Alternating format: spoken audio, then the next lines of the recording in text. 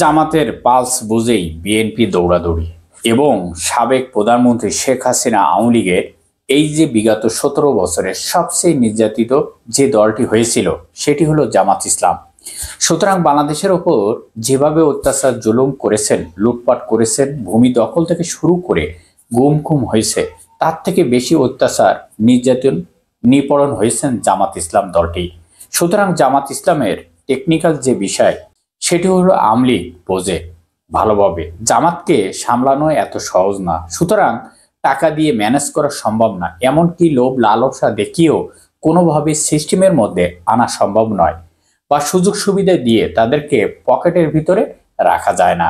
এমনকি বিএনপিও কম নির্যাতনের শিকার হননি, বিএনপিকেও কম নির্যাতন করেননি আওয়ামী লীগ সরকার শেখ হাসিনা এবং খালেদা জিয়াকে যে অবস্থা করে ফেলেছেন, এবং তারেক রহমানকে এই যে বিগত ১৭ বছরে দেশে আসতে দেওয়া হয়নি তাকে, এমনকি দেশে আসার সকল পথ বন্ধ করে দিয়েছেন। সুতরাং এখন সেই বিএনপি হাসিনার বিষয় বলে সব মাফ করে দিবে, আওয়ামী লীগের সমস্ত মামলা তারা তুলে নেবে। আসলে কি সবগুলো মামলা ক্ষমা করে দিবে আদালত?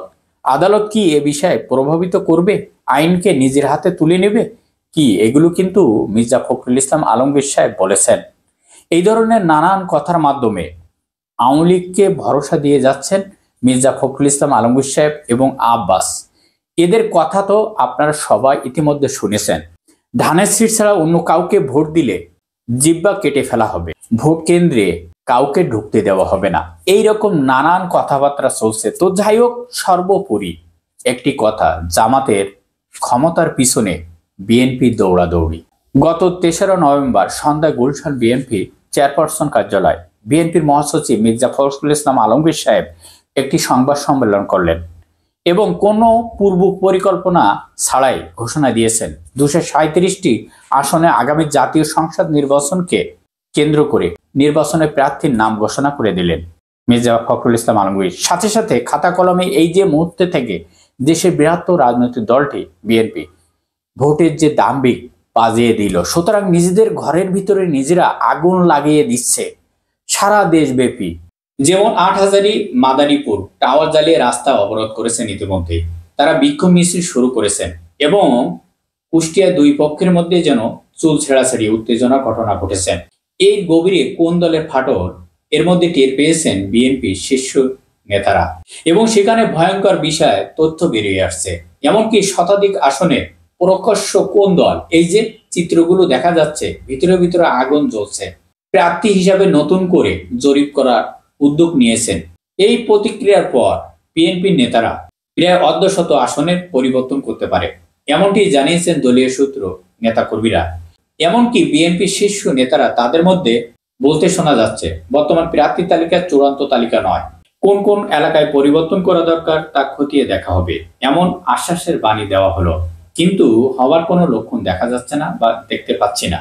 যেমন শনিবার বিকেলে নোয়াখালী ৬ হাতিয়ার আসনে বিএনপির নেতা ফজলুল আজিমের সমর্থকদের সঙ্গে দলীয় সংসদ সদস্য প্রার্থী মাহবুবুর রহমানের সমর্থকরা পাল্টাপাল্টে হামলা করেছেন এবং এই ঘটনায় ঘটেই চলেছেন, আর সেখানে অন্তত ১৫ জন আহত হয়েছেন। আর এইসব ঘটনাকে কেন্দ্র করে বিএনপি দিশেহারা অবস্থায়। এখন দলের শীর্ষ নেতাকর্মীরা পড়েছেন এক বিপাকে। এই তৃণমূল নেতাকর্মীরা সমর্থকরা ইতিমধ্যে বলছেন, এমন অবস্থায় দলীয় মনোনয়ন যারা পাবেন না তারা হয়তো নির্বাচনকালে কাজ না করে নিষ্ক্রিয় থাকতে পারেন। শুধু এ বিষয় নয়, দলীয় প্রার্থীকে অযোগ্য প্রমাণের ভিত্তিতে তারা এই বিপক্ষে কাজ করতে পারে বলে মন্তব্য করেছেন বিএনপির শীর্ষ নেতারা। এটি দলের জন্য ভয়ঙ্কর মুখে দাঁড়াবে। বিএনপির মতন এত বড় দলের একটি আসনে বেশ কয়েকজন প্রার্থী থাকবে, এটা তো স্বাভাবিক ব্যাপার, কিন্তু চূড়ান্ত মনোনয়নের পর সবাই বসে গিয়ে দলীয় প্রার্থীর পক্ষে কাজ করবেন কিনা এমনটাই মন্তব্য করেছেন বিএনপির শীর্ষ নেতারা। সুতরাং অনেক দলের প্রার্থীর বিরুদ্ধে গিয়ে কাজ করবেন, ভোটের বিপক্ষে কাজ করবেন তারা। এটা বলা যায় এক ধরনের বিএনপি এখন চাপের মুখে। জামাতের তুলনায় বিএনপি এখন অনেক পিছিয়ে। দেখা গেছে বিএনপি শীর্ষ নেতারা জামাতের রাজনৈতিক পাস বুঝেই তারা সেই পথেই হাঁটছে, জামাতের রাজনৈতিক পলিটিক্স অনুসরণ করছে। এত বড় দল থাকার সত্ত্বেও কারণ কি হতে পারে অবশ্যই কমেন্ট করে জানাবেন। ভালো থাকবেন, আল্লাহ হাফেজ।